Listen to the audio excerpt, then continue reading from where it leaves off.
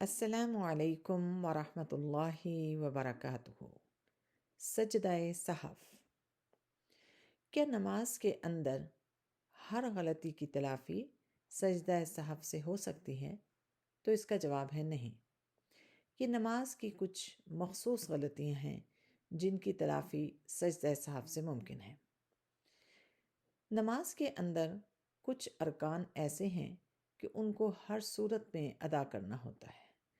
اگر بھولے سے ادا نہ کیا یا جان بوجھ کر ادا نہ کیا تو نماز ادا نہیں ہوگی، نماز کو نئے سرے سے پڑھنا ہوگا۔ اور وہ ارکان کیا ہیں؟ اگر نماز کے شروع میں تکبیر تحریمہ کرنا بھول گئے، اور تکبیر تحریمہ وہ تکبیر ہے کہ جس سے انسان نماز میں داخل ہوتا ہے، یعنی پہلی تکبیر۔ نماز میں قیام کی حالت، نماز میں اگر قیام کی حالت میں نہ ہوئے تو نماز ادا نہیں ہوگی۔ قیام کی حالت میں قرآن حکیم کی تلاوت، ہر رکعت میں ایک رکوع کرنا، ہر رکعت میں 2 سجدے کرنا، آخری قعدہ، قعدہ کہتے ہیں بیٹھنے کو، جو تشہد میں بیٹھتے ہیں، تو اس میں آخری قعدہ، اور سلام پھیرنا۔ یہ نماز کے وہ بنیادی ارکان ہیں کہ جن کا ادا ہونا ضروری ہے۔ اگر کسی نے بھولے سے ادا نہ کیے یا جان بوجھ کر ادا نہ کیے، نماز کے دوران یاد آیا یا بعد میں یاد آیا تو نماز نئے سرے سے پڑھنا ہوگی۔ اس کے مقابلے میں نماز کی کچھ چیزیں ایسی ہیں کہ خواہ وہ بھولے سے ادا نہ ہوں یا جان بوجھ کر ادا نہ ہوں، نماز ادا ہو جائے گی اور سجدہ سہو کی بھی ضرورت نہ ہوگی۔ اور وہ کیا ہیں؟ پہلی رکعت میں سورۃ الفاتحہ سے پہلے حمد و ثنا پڑھنا اگر کوئی بھول گیا یا اس نے جان بوجھ کر نہ پڑھی تو نماز ادا ہو جائے گی اور سجدہ سہو کی بھی ضرورت نہیں ہے۔ اسی طرح سے رکوع میں گیا لیکن سبحان ربی العظیم نہ پڑھا تو جب تک رکوع میں چلا جاتا ہے تو اس کی نماز ادا ہو جائے گی۔ سبحان ربی العظیم نہ پڑھا، خواہ غلطی سے نہ پڑھا یا جان بوجھ کر نہ پڑھا تو نماز ادا ہو جائے گی اور سجدہ سہو کی بھی ضرورت نہیں ہے۔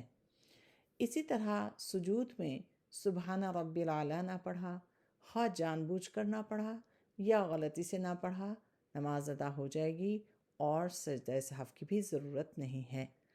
اسی طرح آخری قعدہ میں اگر درود شریف اور دعا پڑھنا بھول گیا یا جان بوجھ کر نہ پڑھی اور سلام پھیر لیا تو بھی نماز ادا ہو جائے گی۔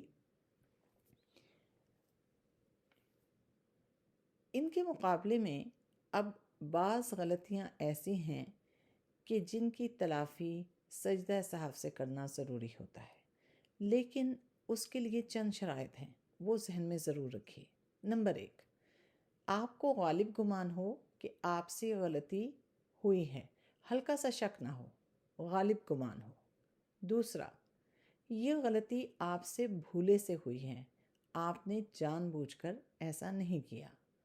اور تیسرا یہ کہ آپ کو نماز کے اندر ہی اپنی غلطی کا احساس ہو جائے۔ اگر آپ کو نماز کے بعد اس غلطی کا احساس ہوا یا پھر یہ کہ یہ غلطی نہیں تھی بلکہ جان بوجھ کر نمازی نے یہ چیز چھوڑ دی ہے، یا یہ جو بھی جسے کو ہم غلطی کہتے ہیں یہ جان بوجھ کر کی ہے، تو اس صورت میں نماز کو دہرانا ہوگا، سجدہ سہو سے تلافی ممکن نہیں۔ اس کی مثال کیا ہے؟ وتر میں اگر وہ دعائے قنوت پڑھنا کوئی بھول جائے یا یہ شبہ ہو جائے کہ پہلی رکعت پڑھی ہے یا دوسری پڑھی ہے یا تیسری پڑھی ہے یا چوتھی پڑھی ہے، یا پھر یہ کہ آخری رکعت کے سجدے ادا کرنے کے بعد آخری قعدہ میں بیٹھنے کی بجائے کھڑا ہو جائے۔ اس کے ساتھ ساتھ 3 یا 4 رکعت والی نماز میں 2 قعدہ ہوتے ہیں، جو پہلا قعدہ ہے وہ غلطی سے ادا کرنا بھول جائے سورۃ الفاتحہ پڑھنے کے بعد سوچ میں پڑ جائے، اکثر لوگ سوچ میں پڑ جاتے ہیں کہ اب قرآن حکیم کے کس حصے کی تلاوت کریں، یا پھر یہ کہ غلطی سے نماز اطمینان سے ادا نہ کی، سجدہ کیا، اس میں سر اور یعنی ماتھا اور ناک صحیح طرح سے زمین پر نہ لگے، رکوع کیا اور آدھا بس کھڑا ہوا اور اس کے بعد سجدے میں چلا گیا، نماز اطمینان سے ادا نہ کی اور ایسا غلطی سے ہو گیا۔ یہ وہ چند مثالیں ہیں کہ جن کی تلافی سجدہ صحف سے ہوتی ہے، بشرطے کہ غالب گمان ہو کہ یہ غلطی ہوئی ہے، اور یہ کہ بھولے سے ایسا ہوا ہو، جان بوجھ کر ایسا نہ کیا ہو، اور یہ کہ نماز کے دوران ہی یاد آ جائے۔ السلام علیکم ورحمۃ اللہ وبرکاتہ۔